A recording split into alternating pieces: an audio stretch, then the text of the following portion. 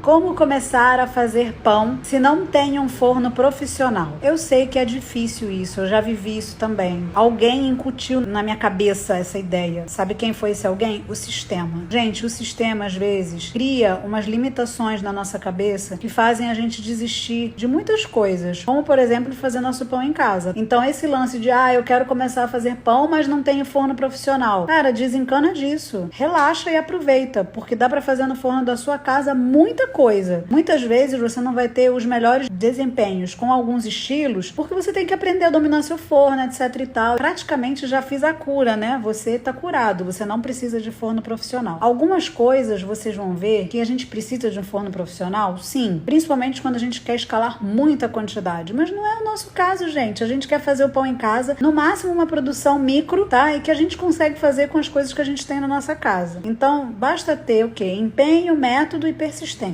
Meu forno é irregular, isso é normal? Eu vou falar a parada agora, mas não fica louco não, tá? Isso é uma parada que vocês podem fazer. Vai ter um certo desperdício, mas vai na minha que é muito bom. Vocês vão pegar um tabuleiro que dê pra ocupar mais ou menos o forno todo, tá? E aí vocês vão ter que comprar pão de forma no mercado, tá? E aí vocês vão espalhar no tabuleiro e ligar o forno. E aí vocês vão ver se o forno de vocês está dourando de forma regular ou não. Vocês vão vendo pelas cores que fica nas torradinhas que vocês botaram na assadeira.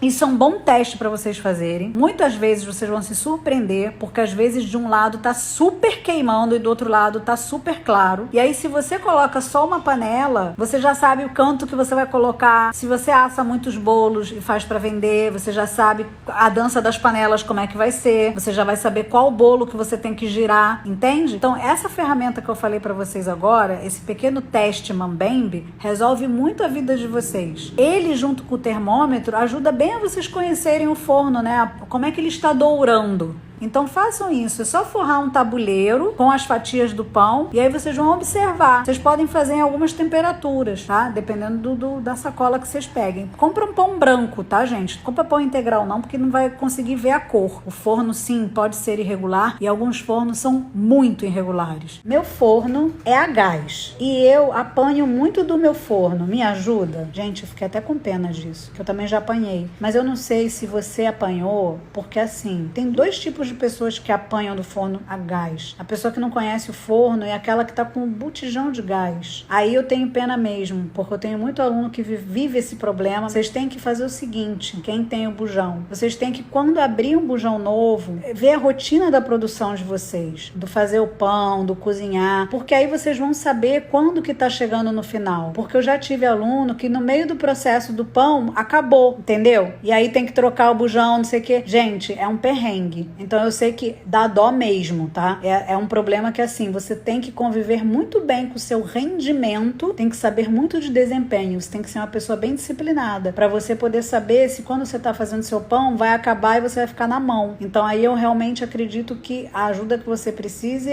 você vai ter que sofrer um pouco para você ter esse mapeamento. Só você consegue saber o total desempenho, número de dias ou de tempo que você consome aquele gás, tá? E se for um gás encanado, tem uma coisa. Muitas vezes você pode chamar um gasista e ver se tá tudo direitinho, regular, limpar, ver se pode aumentar a chama. Tem coisas que um gasista bom consegue fazer, porque muitas vezes é uma falta de você regular com um profissional. Cuidado que isso é perigoso, tá, gente? Não fica mexendo nessas coisas de gás sozinho, não. Como posso testar o meu forno? Eu gostei também disso, porque as pessoas escutam eu dizendo muito que eu tenho que testar.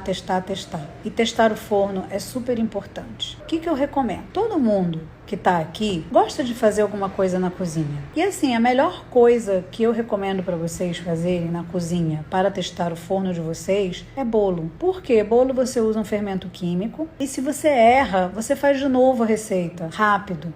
Então não fica choramingando um dia inteiro, esperando o pão fermentar, etc e tal. Não fica carregando aquela amargura, né? Porque é uma amargura quando a gente erra um pão. Então o que acontece? Você tem que pegar e calibrar o seu forno, calibrar a sua mão, queda de temperatura, desempenho, com um bolo que você já faz e já tá safo. Aí você compra um termômetro de forno, coloca lá no seu forno e começa a fazer as suas anotações. Isso é muito importante.